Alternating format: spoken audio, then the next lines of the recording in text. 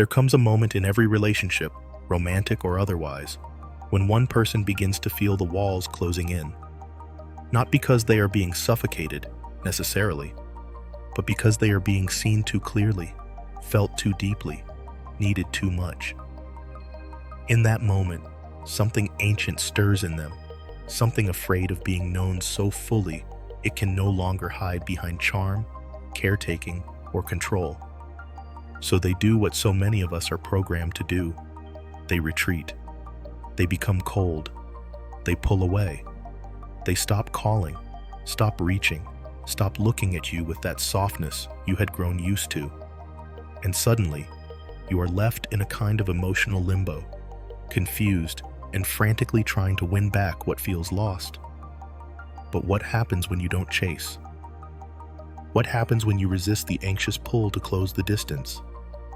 When you no longer sacrifice your self-worth in exchange for someone else's attention? Something unexpected occurs. They begin to feel your absence, not as punishment, but as the echo of a presence they had taken for granted. Your withdrawal confronts them with the weight of their own avoidance. Your detachment is not cold, it is clean. And in that space, stripped of neediness and demand, the one who ran often begins to turn back. Not because you manipulated them into it, but because your absence reminds them of your value. This script is not about games, it's about truth. It's about the raw, often terrifying moment when you choose yourself over the illusion of connection. When you refuse to collapse in the face of distance. When you understand that real love cannot be chased, it must be met. This is a guide for those who are ready to break the cycle. In the dance of relationships, presence is often mistaken for possession. We think being available means being wanted, being loved, being indispensable. But availability can quickly become availability for taking attention, time, energy, until what once felt like connection turns into exhaustion.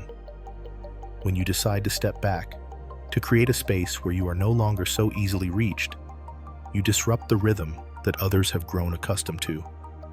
This absence is not withdrawal out of spite or anger, but a deliberate act of reclaiming your own boundaries, your own breathing room. There's a paradox here. We fear absence because it feels like loss. But absence is often what reveals the true weight of presence. When you stop answering every call, stop dropping everything at their beck and call, you send a message without words. You are not just an option. You are a whole person with a life beyond their grasp. This forces the other to confront a reality they may have ignored. That connection is a two-way street, not a one-sided demand. The power of absence lies in what it awakens inside the other person.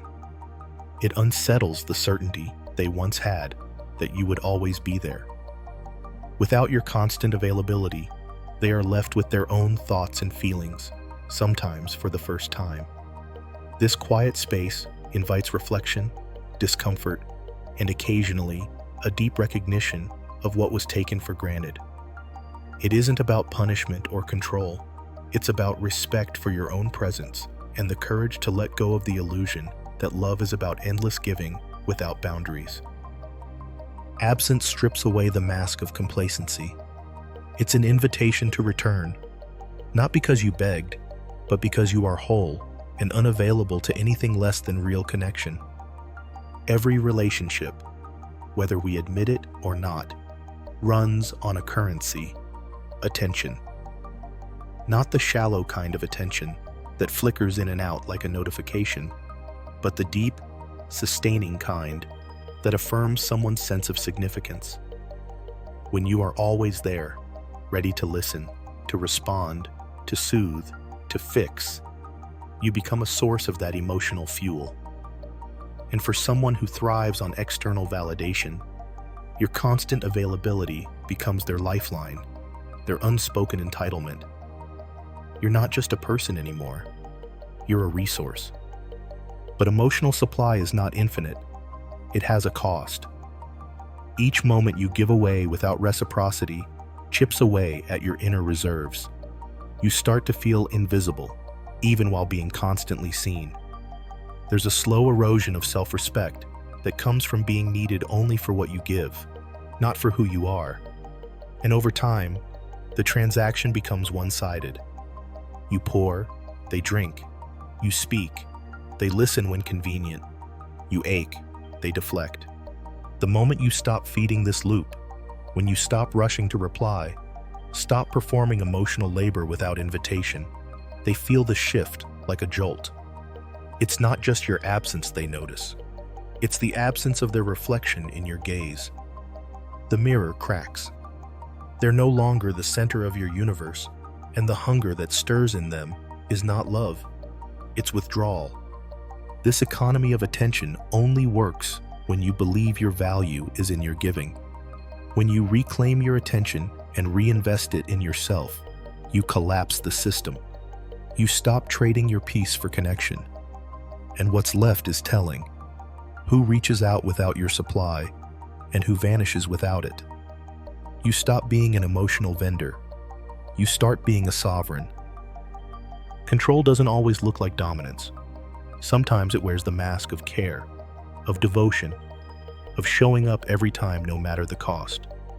When you overgive, when you preemptively meet someone's needs before they even ask, there's often an unconscious motive hiding underneath.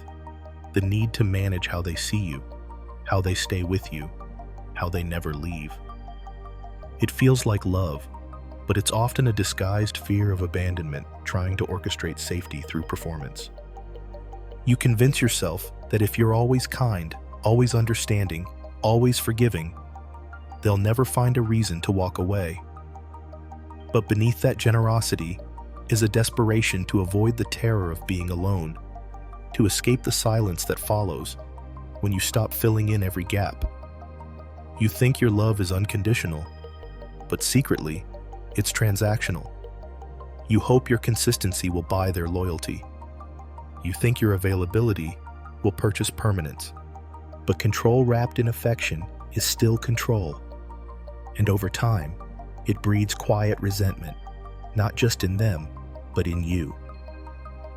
You become the emotional caretaker, always anticipating, always solving, always cushioning their falls. And they become entitled to your sacrifice.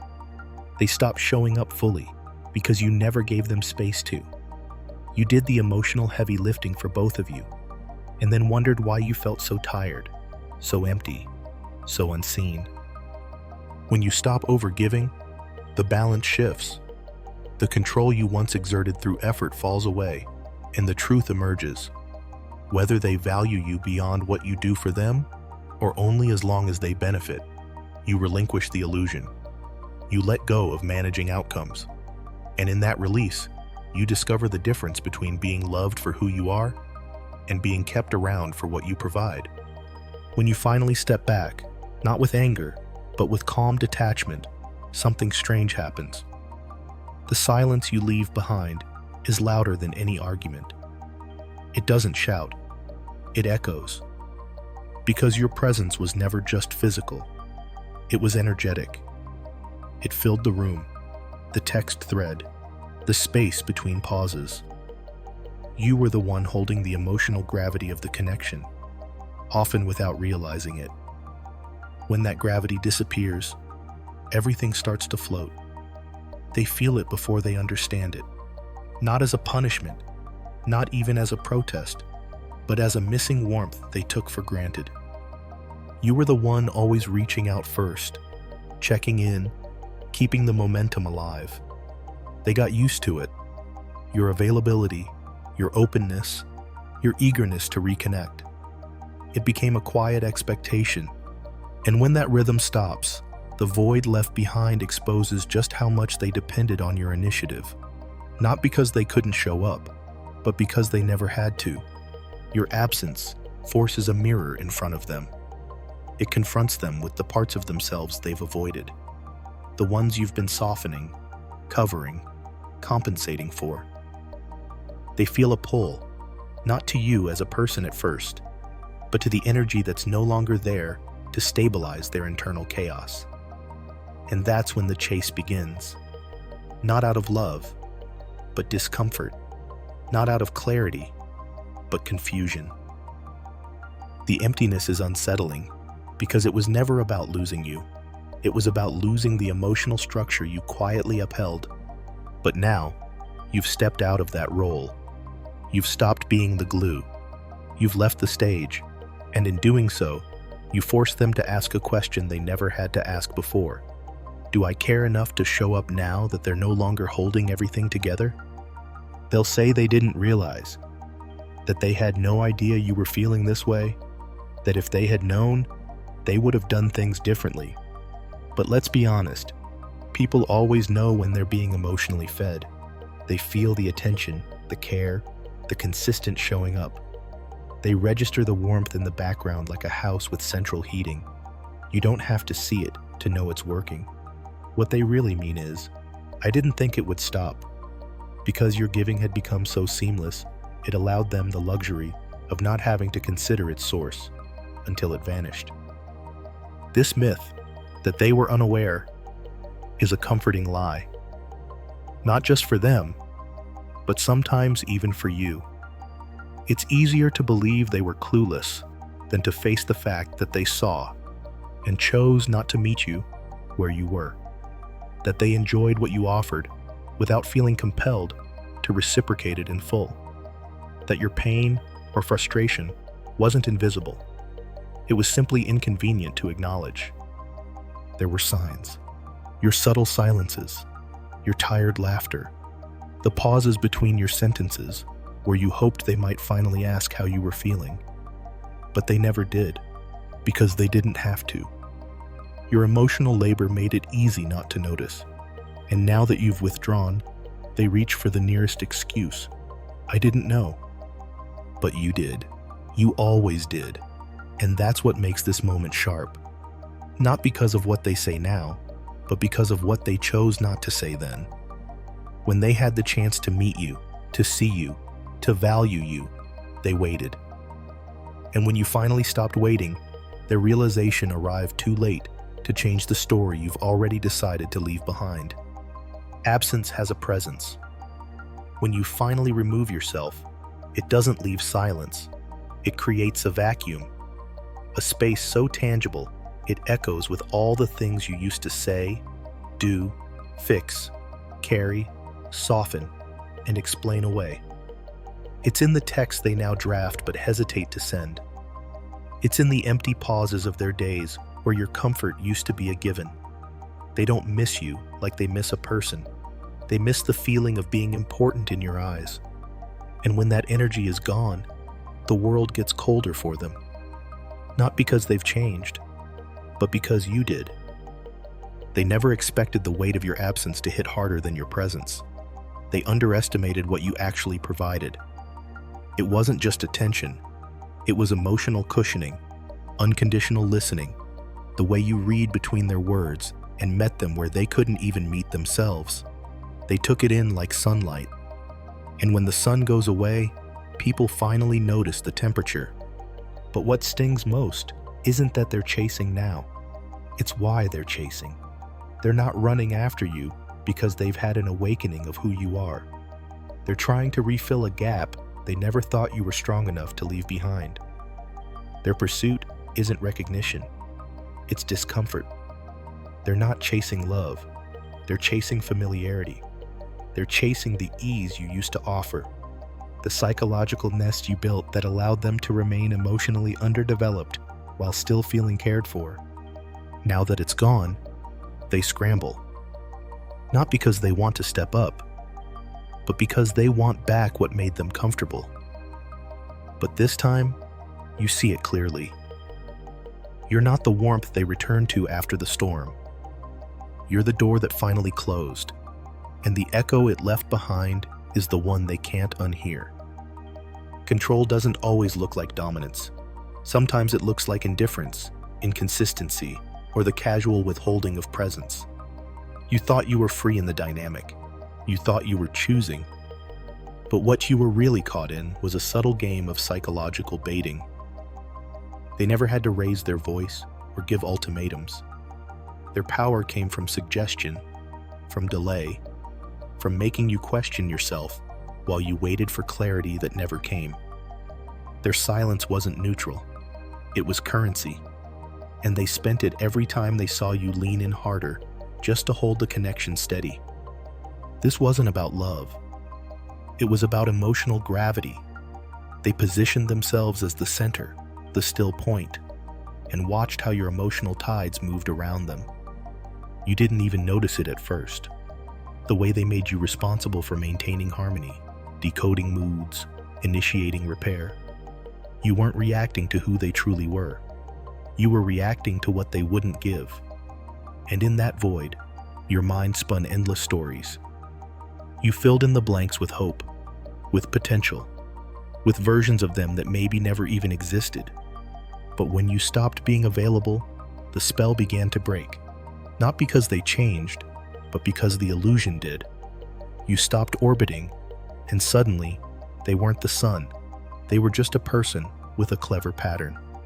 The whole structure collapsed without your participation, because the control was never theirs alone.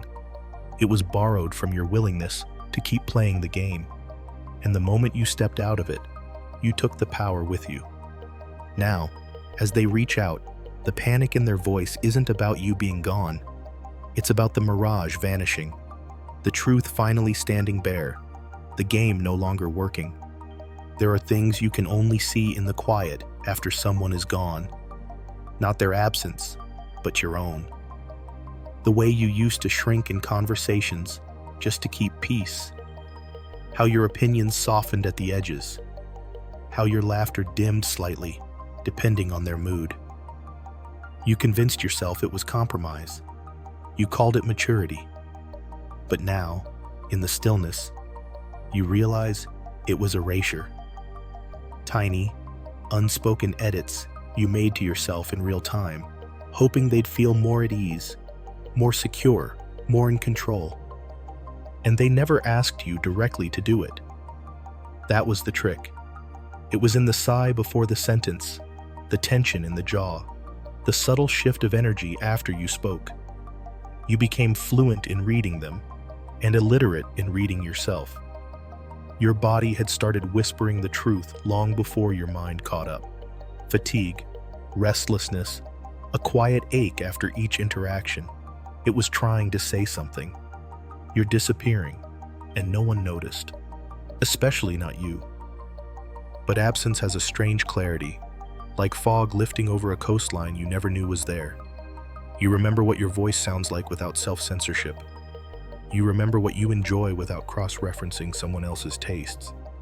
The more distance you create, the more you realize your presence had become conditional, curated for their comfort, never your truth. And they didn't love you. They loved the version you became to stay close. That's why they're chasing now. Not because they miss the real you, but because your absence breaks the illusion they depended on. When you step out, the mirror shatters. And what they're left facing isn't loss. It's exposure. The truth of a connection that only worked when you weren't fully in it.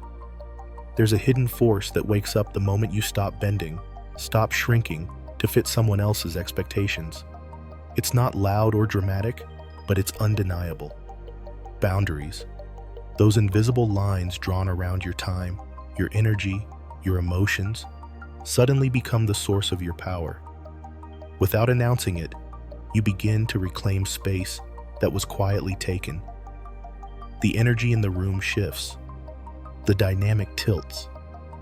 What once felt like a dance of pleasing and appeasing becomes a steady rhythm of self-respect and calm insistence. People don't always recognize this change at first. They think you're being distant, cold, or even stubborn. But what's really happening is the realignment of the invisible contract in the relationship. When you stop being endlessly available, the expectation of constant access dissolves. The sense of entitlement that once allowed others to demand your presence, your attention, your emotional labor, begins to falter. They realize that your time isn't theirs to take, it's yours to give. This is when the subtle power shift happens. It's not about control or manipulation. It's about self-possession. You're no longer a passive participant in someone else's script. Your boundaries create a space where your needs are clear and non-negotiable. It's a quiet revolution in how you relate to others and yourself. The irony? The more you protect your limits, the more attractive your presence becomes. You're no longer the open door. They have to knock. And when they do, it's with a respect they never had before. This shift changes everything. It redefines connection. It forces others to meet you as you truly are, not as a resource, not as a default option, but as a whole, sovereign person. And that changes the game completely. When you step back and stop being available, something remarkable happens beyond the surface of the relationship. It triggers a reflection, not just for you, but for them. Your absence acts like a mirror, catching their own image in a way they can't ignore. Suddenly, the space you create isn't empty. It's charged with questions they didn't ask before, feelings they pushed away, and parts of themselves they might never have noticed. This mirror isn't about judgment or blame. It's about confrontation with reality. When you pull away, they can no longer rely on your constant presence to soften their edges or distract from their own discomfort. Your withdrawal shines a light on their patterns, how they react to distance, what drives their neediness or detachment, and what fears hide beneath their behaviors. Without your easy availability, they face the unvarnished truth of how they engage in connection and where they've been projecting expectations onto you. What's most surprising is how this reflection can stir change. Some retreat further, overwhelmed by the clarity of what's been revealed. Others lean in, compelled to understand themselves better because your absence demands it. The dynamic shifts from a one-sided pursuit to a mutual awakening where both parties must confront their vulnerabilities and the illusions they've been holding on to. This process is often uncomfortable, sometimes painful, but always illuminating. It dissolves the fantasy of control and forces a reckoning with authenticity. When you stop being the constant anchor, they are left to navigate their own emotional waters without the safety net you once provided. And in that navigation, they either learn to stand on their own or walk away. Either way, the mirror you hold up by simply stepping back becomes a catalyst for truth, transforming not only the relationship, but the individuals within it. When you step away, not out of anger or avoidance, but from a place of self-respect and clarity, you claim a power few understand. This final chapter is about owning your unavailability as a declaration of freedom, not as a tool of manipulation or punishment. It's the profound truth that choosing yourself, your peace, your boundaries, your emotional health, creates a space where true connection can either flourish or fade. And both outcomes are part of the liberation process. In this space, absence ceases to be a void to fill and becomes a statement. You are not defined by someone else's need for you to be constantly present or accessible. You reclaim the time and energy stolen by constant availability. This reclaiming is not about control, but about honoring your whole self. It's an act of courage that demands patience and faith in your worth beyond the approval or attention of others. When you stop responding immediately, when you stop anticipating their needs before your own, you break free from the invisible chains of emotional dependency. You teach others that your presence is a choice, not a given. This doesn't mean shutting people out. It means creating relationships that are balanced, where presence is mutual and valued, not automatic and expected. True freedom in unavailability invites growth on both sides. It challenges the pursuer to face their own fears and insecurities, while the withdrawn finds peace beyond the constant emotional push and pull. This freedom is the ultimate form of self-care, an act of respect for the delicate dance between closeness and space, connection and autonomy. Here, you discover that being unavailable is not about absence, but about presence. Presence with yourself first.